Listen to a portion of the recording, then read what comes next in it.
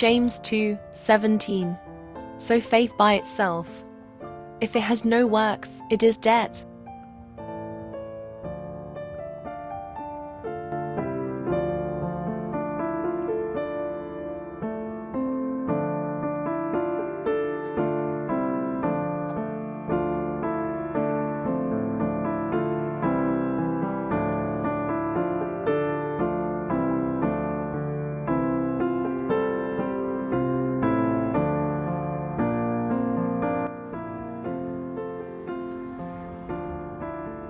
James 2:23-24.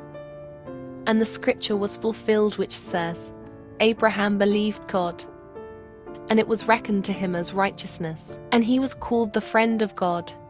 You see that a man is justified by works, and not by faith alone.